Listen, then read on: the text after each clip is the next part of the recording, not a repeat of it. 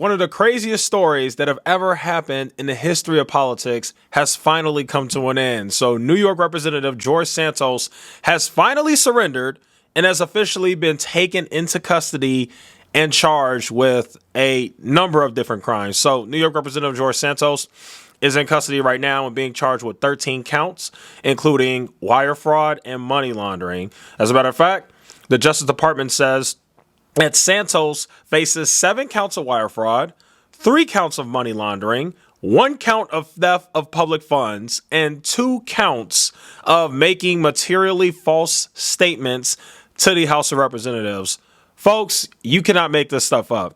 This guy is one of the greatest liars in world history. This guy just lies and lies on top of lies and lies about his history and lies about where he went to school. I've never seen anything like it. I can't believe somebody like this even got elected.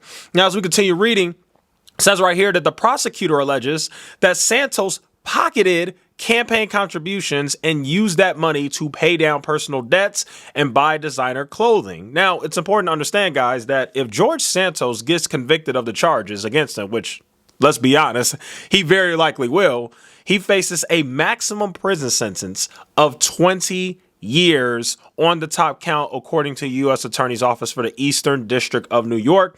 Now, I just wanted to go ahead and go over the timeline, because I know most of you guys saw it. You guys saw when the news dominated the headlines, but let me just go ahead and refresh your memories, or tell you, for those who might be new and have never heard of George Santos, how insane this story is and just how much of a liar this guy is. Let's go ahead and read about it.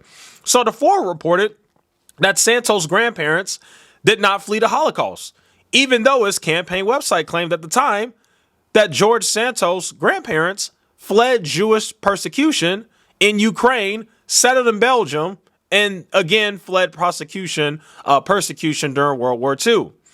Another lie. The Campaign Legal Center filed a complaint with the Federal Election Commission accusing the Santos campaign of using campaign funds to pay personal expenses and concealing the origins of a $700,000 loan Santos made to his campaign. NBC News and other outlets obtained immigration records showing that Santos's mother was not in the United States on September 11th of 2001, even though Santos had claimed that she was in the South Tower of the World Trade Center and had survived the September 11, 9/11 attacks on the towers. Absolutely insane. He also said that he worked on Wall Street. He claimed that he worked at Citigroup and Goldman Sachs, but both banks came out and said they had absolutely no record of it. The guy lied about where he went to college. Santos claimed that he graduated with a degree in economics and finance from Baruch College in 2010. The college came out and said they have no record of that. That was false. He also lied about having a nonprofit, to the point where the IRS came out and said, we haven't seen any verifiable paperwork on it. So he lied about that.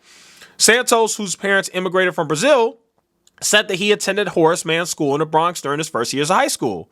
But a spokesperson for the school came out and told CNN back in December that there was no evidence that he ever attended that high school.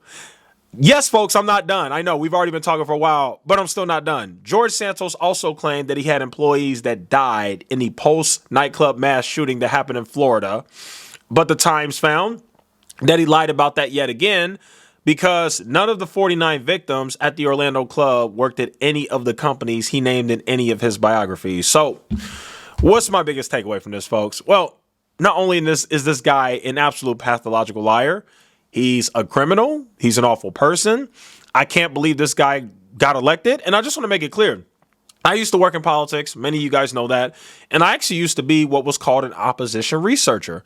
When I did opposition research back when I worked in politics, my job was to find every single thing that there is to know. All this person's dirty laundry, all the things that they think are kept, or that they think are secret, that they think nobody will know, thoroughly look at their background and make sure they're not lying about anything, and find some of the things that we could use against this person in our campaign messaging.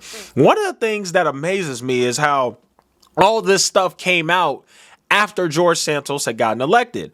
I don't know how that's even possible, because most campaigns have an opposition research team, or at least an opposition research person.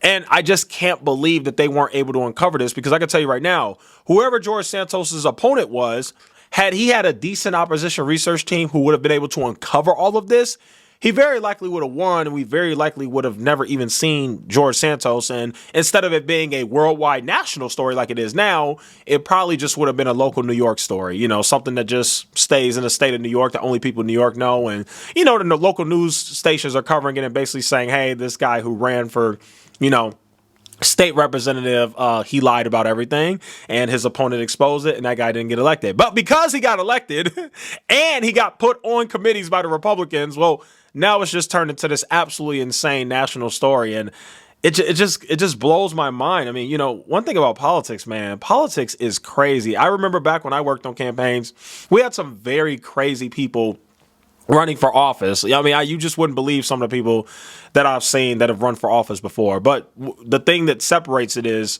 over the course of history, we've had crazy people run for office. We've had absolute pathological liars and criminals and just awful people run. But normally they didn't win. I think what separates the past time from now is these people are actually winning. Some of these crazy, insane, ridiculous human beings, poor excuse for people, are actually winning elections. Like, I just can't. Like, if I was somebody who voted for George Santos and all this came out, I would just be like, man, what the heck was I thinking? Like, how could I not see through this? You know, like, it's just, the guy's a freaking liar. So, yeah, he's got a lot of charges coming his way. I don't know how the opposite campaign that was running against him didn't find his stuff out. But, yeah, I have no doubt that this guy is going to go to jail. He's going to spend some years in jail because he's just an absolute liar and a criminal. And I cannot believe that this guy got elected, but that's just what it is. So, anyway, that's today's video for today. Hope you guys enjoyed it. Hope you guys got some information out of it, us making fun of George Santos. And, yeah, thanks so much for watching, and I will see you guys in the next one.